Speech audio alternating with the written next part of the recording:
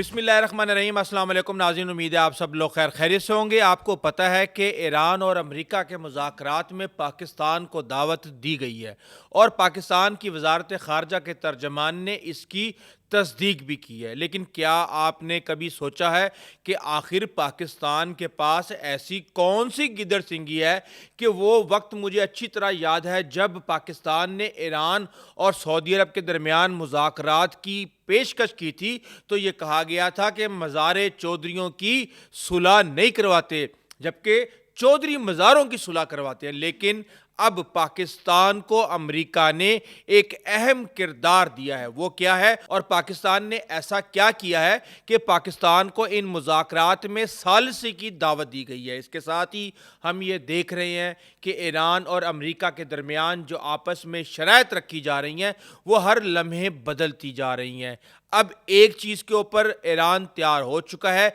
लेकिन अमेरिका की 3 शराइत हैं। वो 2 शराइत को ईरान अपनी रेड लाइन बनाए बैठा है और इसके साथ ही हम ये देख रहे हैं कि जहां ये मुज़ाकरात हो रहे हैं वहीं पे ईरान ने अमेरिकी बहरी जहाज़ पर चढ़ाई की है और इसके साथ ही उनका एक ड्रोन त्यारा अमेरिकी एयरक्राफ्ट कैरियर से F-35 उड़ के वहाँ पे उसको तबाह करता है। इसके पीछे क्या खेल चल रहा है और ट्रंप ने इस हवाले से क्या कहा है, इस वक्त खित्ते के अंदर क्या चल रहा है, क्योंकि हम ये देख रहे हैं कि तैयब अर्दगान जो हैं वो 2 रोज़ा दौरे पे सऊदी अरब पहुंच चुके हैं और उनका इस्तकबाल भी तकरीबन ऐसे ही किया गया है जैसे शहबाज शरीफ का उस वक्त किया गया था जब वो दफाई मुआहिदा साइन करने के लिए सऊदी अरब गए थे। क्या अब तुर्की भी सऊदी अरब के साथ दिफाई मुआहिदा साइन करने जा रहा है और मोहम्मद बिन सलमान पाकिस्तान क्या करने आ रहे हैं? समेत बहुत कुछ है आपको बताने के लिए। कुछ इन्फॉर्मेशंस पहले मैं आपके सामने रख दूं कि ट्रंप ने यह कहा है कि जनाब हमने ईरानी ड्रोन गिराया है, उसके बावजूद मुज़ाकरात जारी रहेंगे। और जो सेंटकॉम है उसने ये इन्फॉर्मेशन दी है कि उन्होंने किस तरह ईरान का शाहिद 139 ड्रोन जो है वो गिराया है, क्योंकि उसका रवैया एयरक्राफ्ट कैरियर की तरफ इंतहाई जारहाना था और फिर उसको तबाह किया गया और इसको ईरान के साहिल से तकरीबन 800 किलोमीटर के फासले पे तबाह किया गया। जबकि जो ईरान की तरफ से इंफॉर्मेशन आ रही है वो ये कह रहे हैं कि इस ड्रोन से हमारा राब्ता मुनक़ता हो गया था, लेकिन डाटे को इस्लामी इनकलाब गार्ड कोर को वापस भेज दिया गया। यानी कि उस ड्रोन ने जितनी भी फुटेज बनाई वो डाटा सेंटर को जा चुकी है कि इस वक्त एयरक्राफ्ट कैरियर किस जगह पे है, उसका क्या स्टेटस है, कितने जहाज़ हैं, उसके इर्द गिर्द कितने डिस्ट्रॉयर हैं, ये सब इंफॉर्मेशन ईरान के पास मौजूद है। इसके साथ ही हमने ये देखा कि ईरानी इनकलाबी गार्ड की जो फोर्स है उन्होंने खलीज आबी गुजरगाह आबनाए हम्स में अमरीकी परचम वाले एक और उसके अंदर अमरीकी अमला भी था, एक जहाज़ को यरगमाल बनाया। उन्होंने कहा कि 2 कश्तियां जो हैं वो गन्स से लेस थीं, उन्होंने उसके इर्द गिर्द चक्कर लगाया और उसके बाद फिर उनको जाने दिया। जबकि दूसरी तरफ से ये इंफॉर्मेशन आ रही है कि अमेरिका के एक जहाज़ ने उसको वहाँ से रेस्क्यू किया। अब जो चीन के जासूसी जहाज़ हैं वो ईरान के करीब जो है वो अमेरिकी जो एयरक्राफ्ट कैरियर है अब्राहम लिंकन उसका पीछा कर रहे हैं, जासूसी कर रहे हैं, उनकी नकलो हरकत पर नज़र रखे हुए हैं, सैटेलाइट से उनकी मॉनिटरिंग हो रही है। जबकि ईरान के जो चीफ ऑफ स्टाफ हैं उन्होंने मिसाइल की तैयारी, स्ट्रेटजिक डिटेरेंस और मुल्क की तवज्जो जो है वो बड़े मिसाइल शहर की तरफ रागिब किया और उन्होंने एक ईरान के अंदर ही मौजूद बड़े मिसाइल सिटी का दौरा किया है। और हम ये देख रहे हैं कि जहां अमेरिका अपने फौजी अड्डों के ऊपर जो गैर ज़रूरी सामान था मशरिक़ वस्ता में उठा रहा है, उसके साथ ही वो अपनी फोर्सेस को मशरिक़ वस्ता में इकट्ठा भी कर रहा है। और एक नायाब अमेरिकी फ़ज़ाइया का त्यारा जो E-11A BACN है वो मशरिक़ वस्ता में अब देखा गया है। अब इसका काम क्या है, ये बेसिकली अफवाज को जोड़ता है, मवासलात को बरकरार रखता है और मैदान जंग की जो मुकम्मल ऑपरेशनल तस्वीर है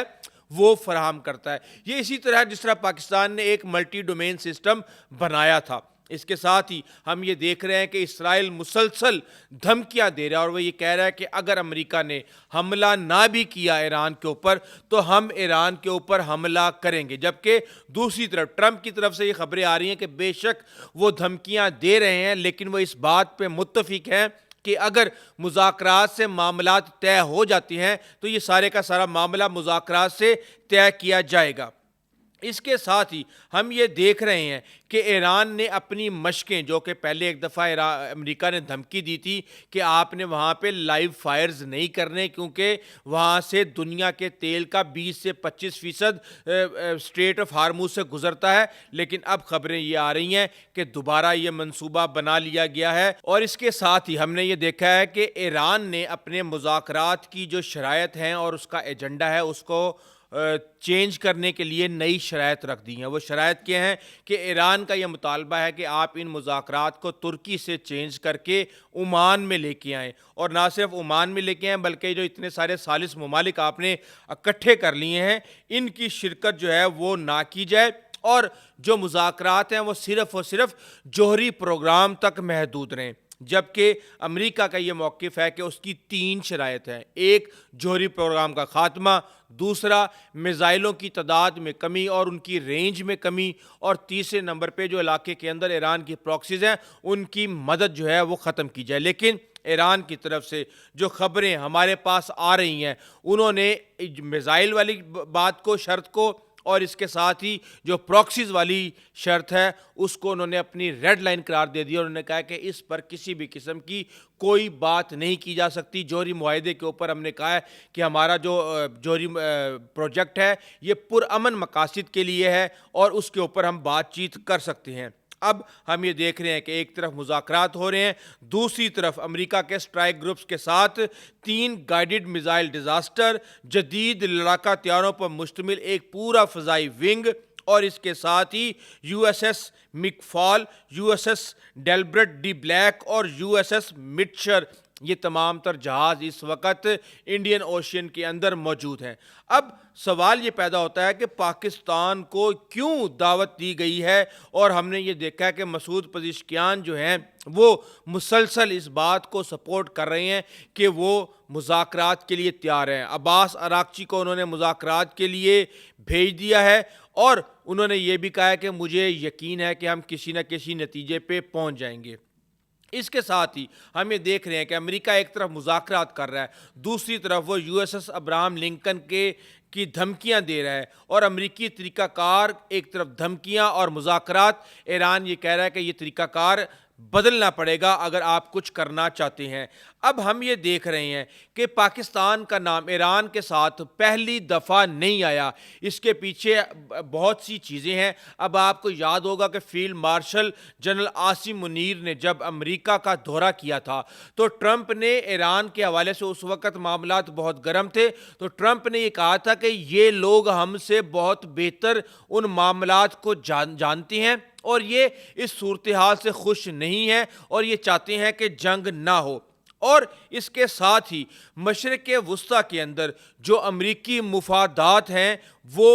پاکستان بھی یہ چاہتا ہے، اور پاکستان ایران کو یہ بات سمجھا رہا ہے کہ آپ مشرق وسطیٰ میں امریکی مفادات کو نقصان پہنچانے کی بات نہ کریں، اس سے آپ کو خود کو بہت زیادہ نقصان ہوگا. اور اس وقت آپ کے ملک کے اندر جو معاشی معاملات ہیں وہ آپ سب کے سامنے ہیں. لیکن اس کے ساتھ ہی ہم یہ دیکھ رہے ہیں کہ جو اسرائیل اور ایران کا تنازع ہے یہ اتنے آرام سے ختم ہونے والا نہیں ہے. پاکستان نے سفارتی حل کے اوپر زور دیا ہے اس حوالے سے، اور